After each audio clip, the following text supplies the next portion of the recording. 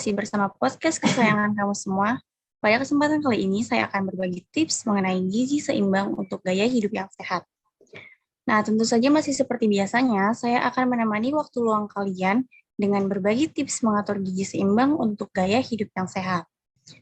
Nah, hari ini kita kedatangan 3 narasumber yang keren banget nih. Ada Jihan Naila selaku dosen gizi Sekolah Vokasi IPB, kemudian ada juga Narandita Zahra selaku staf Lembaga Kesehatan Puskesmas Desa Sukajadi. Nah, yang ketiga ada Hilma Aisyah selaku ahli gizi Rumah Sakit Bakti Jaya. Nah, mungkin sebelumnya para 3 narasumber ini mempersilahkan untuk memperkenalkan dirinya terlebih dahulu.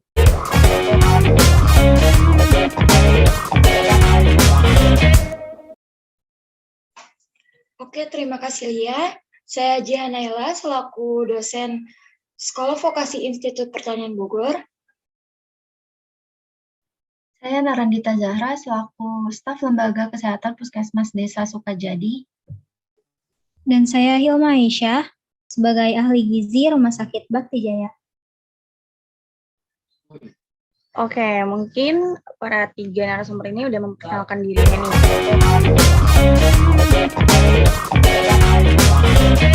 Narasumber bisa menjelaskan kepada para pendengar tentang apa sih gizi seimbang itu?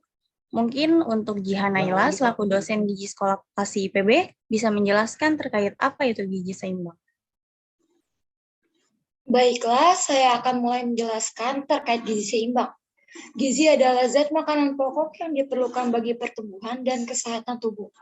Gizi seimbang adalah susunan makanan sehari-hari yang mengandung zat gizi dalam jenis dan jumlah yang sesuai dengan kebutuhan tubuh, yaitu jenis kelamin, umur, dan status kesehatan. Pola makan yang tidak bergizi seimbang beresiko menyebabkan kekurangan gizi, seperti anemia dan berat badan kurang. Dapat pula terjadi gizi berlebih atau yang kita kenal dengan obesitas, yang mana dapat beresiko terjadinya penyakit degeneratif seperti hipertensi, penyakit jantung koroner, dan diabetes mellitus. Wah, sekarang kita tahu nih bahwasanya diri kita sangat memerlukan gizi seimbang supaya terciptanya kehidupan yang lebih sehat. Nah, dalam ilmu gizi ini terdapat zat gizi apa saja sih? Kemudian fungsi dari zat-zat makanan untuk kita itu apa aja? Untuk Narandita Zahra, selaku narasumber 2, mungkin bisa menjelaskan terkait pertanyaan di atas. Baik, sebelumnya dalam ilmu gizi yang kita kenal dengan 5 macam zat gizi utama, yaitu karbohidrat, lemak, protein, mineral, dan vitamin. Fungsi zat-zat makanan untuk diri kita sendiri itu seperti yang pertama, sumber energi atau tenaga.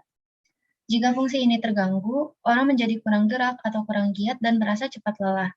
Yang kedua, menyokong pertumbuhan badan seperti penambahan sel baru pada sel yang sudah ada. Yang ketiga, memelihara jaringan tubuh, mengganti sel yang rusak, seperti mengganti sel yang tampak jelas pada luka timbul, yaitu terjadinya jaringan penutup luka. Yang keempat, mengatur metabolisme dan berbagai keseimbangan dalam cairan tubuh, seperti keseimbangan air, asam basa, dan mineral. Yang terakhir, berperan dalam mekanisme pertahanan tubuh terhadap berbagai penyakit sebagai antioksidan dan antibodi. Apabila tubuh tidak cukup mendapat zat-zat gizi tersebut, maka fungsi-fungsi itu akan mengalami gangguan dan hambatan mulai dari fungsi nomor 1 dan menjalar ke dalam deretan tersebut. Oke, jadi fungsi zat gizi di dalam tubuh kita itu tidak bisa diremehkan ya. Seperti yang dijelaskan bahwa semua itu berkaitan satu sama lain. Nah, jika tidak tercukupi akan mengalami gangguan ataupun hambatan. Nah, dalam upaya untuk memenuhi zat gizi dan menyeimbangkannya, tentunya terdapat rangkaian prinsip supaya semua itu dapat tercapai. Nah, prinsip apa saja sih yang harus kita perhatikan? Mungkin untuk Hilma Aisyah bisa dijelaskan? Baik, di sini saya akan menjelaskan apa saja prinsip yang harus kita perhatikan dalam memenuhi kebutuhan gizi seimbang.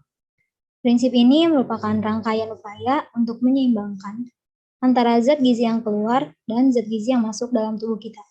Hal itu mencakup yang pertama, mengkonsumsi aneka ragam pangan dengan proporsi makanan yang seimbang, seperti mengkonsumsi makanan yang mengandung karbohidrat, lemak, protein, mineral, dan vitamin yang cukup bagi tubuh. Lalu yang kedua, membiasakan perilaku hidup bersih. seperti mencuci tangan dengan sabun dan air mengalir, menjaga kebersihan lingkungan, dan menutup mulut ketika bersin. Lalu yang ketiga, melakukan aktivitas fisik yang teratur, seperti olahraga di pagi hari, bersepeda, atau berjalan kaki. Yang keempat, memantau berat badan secara teratur untuk mempertahankan berat badan normal, seperti membatasi dalam mengkonsumsi makanan cepat saji, yang umumnya banyak mengandung kalori, lemak, garam, dan gula, namun rendah akan kandungan serat, vitamin, asam askorbat, kalsium, dan juga folat. Oke, berarti penjelasan tadi merupakan pokok bahasan yang penting pada podcast kali ini ya. Nah, perlu kalian ingat bahwa diterapkan dalam kehidupan sehari-hari, gizi seimbang itu tidak hanya kita dapatkan dalam hal porsi makan, namun harus diimbangi oleh aktivitas fisik dan hidup bersih.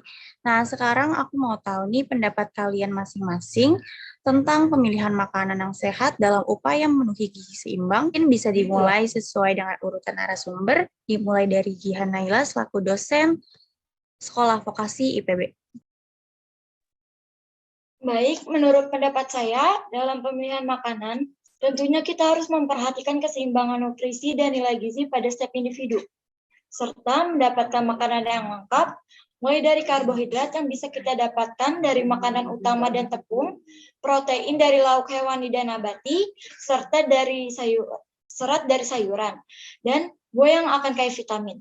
Saat menyajikan makanan, juga harus menyesuaikan bentuk dengan kondisi tubuh saat sehat dan sakit, seperti mengurangi MSG dan garam saat kita sedang sakit.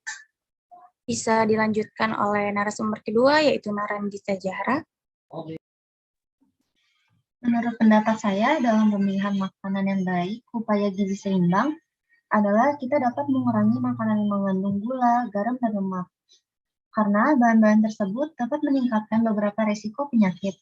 Tentunya minum air dalam jumlah yang cukup juga termasuk dalam komponen gizi seimbang karena pentingnya air dalam proses metabolisme dan dalam pencegahan dehidrasi.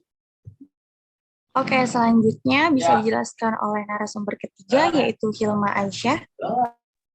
Baik, menurut saya sendiri, memilih makanan yang sehat dalam upaya memenuhi gizi seimbang adalah menyiapkan makanan berdasarkan piramida makanan, di mana makanan piramida pada bagian bawah merupakan makanan yang seharusnya dikonsumsi dalam jumlah terbesar. Demikian sampai ke atas merupakan makanan yang dikonsumsi dalam jumlah paling sedikit. Selain itu, memilih atau menyiapkan makanan yang tidak mengandung perasa, pewarna, pengawet buatan, dan yang berbahaya bagi tubuh. Piramida dirancang untuk membantu setiap orang pada saat memilih makanan dengan jenis dan jumlah yang tepat, sesuai dengan berbagai kebutuhan menurut usia. Nah, kemudian sesuai keadaan seperti kesehatan hamil, menyusui, aktivitas fisik, dan juga sakit. Panduan pola makan sehat piramida terdiri dari 5 aturan dasar. Yang pertama, 1 potongan besar, yaitu merupakan golongan makanan yang mengandung karbohidrat. Lalu yang kedua, ada 2 potongan sedang dan 2 potongan kecil yang merupakan golongan sayuran dan buah. Lalu yang ketiga, ada 2 potongan kecil di atasnya yang merupakan golongan protein hewani dan juga nabati. Lalu ada 1 potongan terkecil di puncak, yaitu gula, garam, dan minyak yang dikonsumsi seperlunya. Lalu yang terakhir ada potongan tumpeng gizi seimbang, yang juga dilapisi dengan air putih yang idealnya dikonsumsi 2 liter atau 8 gelas sehari. Luasnya potongan tumpeng gizi seimbang menunjukkan bahwa porsi konsumsi setiap orang per hari. Karbohidrat dikonsumsi 3-8 porsi. Untuk sayuran dikonsumsi 3-5 porsi, sedikit lebih besar daripada buah. Lalu buah dikonsumsi 2-3 porsi, serta protein hewani dan nabati 2-3 porsi. Konsumsi ini dibagi untuk makan pagi, makan siang, dan juga makan malam. Kombinasi makanan per harinya perlu dilakukan. Di bagian bawah, tumpeng gizi seimbang terdapat prinsip gizi seimbang yang lain, yaitu pola hidup aktif dengan berolahraga, menjaga kebersihan, dan pantau berat badan. Oke, mungkin sudah semua dari materi disampaikan, kita sudah berada di penghujung waktu.